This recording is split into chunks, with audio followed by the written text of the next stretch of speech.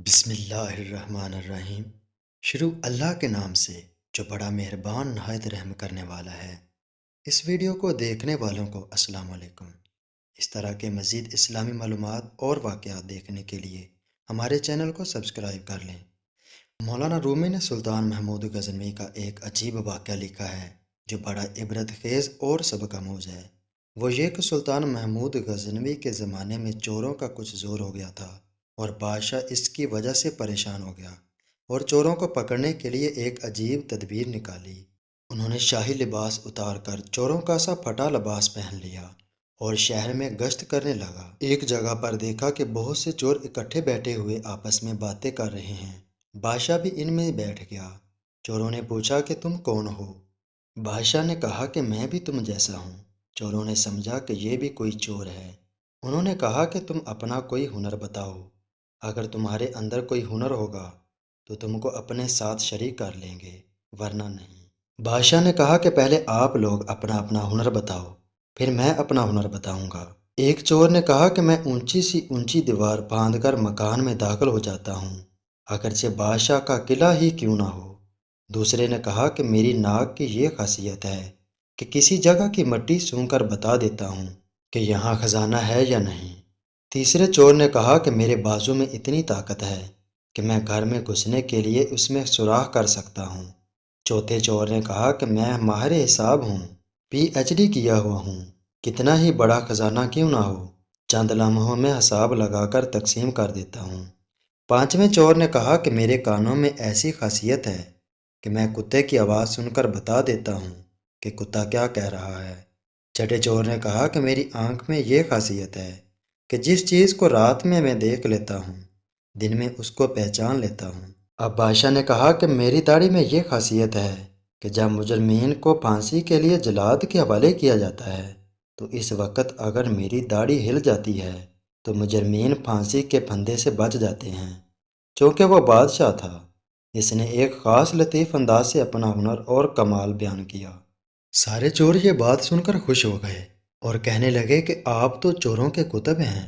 جب ہم کسی مصیبت میں پھنس جائیں گے تو آپ ہی کے ذریعے ہم کو خلاصی مل سکتی ہے۔ پھر سب نے مشورہ کیا اور طے کیا کہ آج بادشاہ کے ہاں چوری کی جائے، اس لیے کہ آج مصیبت سے چھڑانے کے لیے داڑھی والا بھی موجود ہے۔ لہذا سب کے سب بادشاہ کے محل کی طرف چل پڑے۔ راستے میں کتا بھونکا تو کتے کی آواز پہچاننے والے نے کہا کہ کتا کہہ رہا ہے کہ بادشاہ تمہارے ساتھ ہے، لیکن چور پھر بھی چوری کے ارادے سے باز نہ آئے اور بادشاہ کے ہاں چوری کر ڈالی اور خزانہ لوٹ لیا اور جنگل کی طرف آئے اور وہاں بیٹھ کر ماہر حساب نے حساب لگا کر چند منٹوں میں سب کو تقسیم کر دیا۔ بادشاہ نے کہا کہ سب لوگ اپنا پتہ لکھوا دو تاکہ آئندہ چوری کرنی ہو تو ہم سب لوگ آسانی سے جمع ہو سکیں۔ سب کا پتہ نوٹ کر لیا گیا اور سب نے اپنا اپنا راستہ لیا۔ اگلے دن بادشاہ نے عدالت لگوائی اور پولیس کو حکم دیا کہ سب کو پکڑ لاؤ۔ جب سب چور ہتھ کڑیاں ڈال کر حاضر کیے گئے، بادشاہ نے سب کو پھانسی کا حکم دیا اور کہا کہ اس مقدمے میں کسی اغوا کی ضرورت نہیں، کیونکہ سلطان خود وہاں موجود تھا۔ یہاں ایک بات عرض کی جاتی ہے کہ اس طرح قیامت کے دن اللہ کو کسی اغوا کی ضرورت نہیں ہوگی، اس لیے کہ ترجمہ، تم جہاں بھی ہو اللہ تمہارے ساتھ ہے۔ اگر تم دو ہو تو تیسرا خدا ہے، چار ہو تو پانچواں خدا ہے۔ جب تم بدکاریاں کرتے ہو تو اللہ سب دیکھتا ہے، اللہ کو کسی اغوا کی ضرورت نہیں۔ الغرض جب 6 کے 6 چور پھانسی کے تختہ پر کھڑے ہو گئے تو وہ چور جو آنکھوں کی خاصیت والا تھا اس نے بادشاہ کو پہچان لیا کہ یہ وہی شخص ہے جو رات کو ہمارے ساتھ تھا۔ وہ تختہ دار سے چلایا کہ حضور کچھ دیر کے لیے مہلت دی جائے اور آپ سے تنہائی کا موقع دیا جائے۔ بادشاہ نے کہا ٹھیک ہے، تھوڑی دیر کے لیے پھانسی کو موقوف کر دو اور اس کو میرے پاس بھیج دو۔ اس نے حاضر ہو کر عرض کیا کہ ہر ایک نے اپنی خاصیت بتا دی، ہر ایک نے اپنا ہنر بتا دیا۔ ہمارے وہ ہنر جن پر ہم کو ناز تھا، انہوں نے ہماری بدبختی کو اور بڑھایا کہ آج ہم تختہ دار پر ہیں۔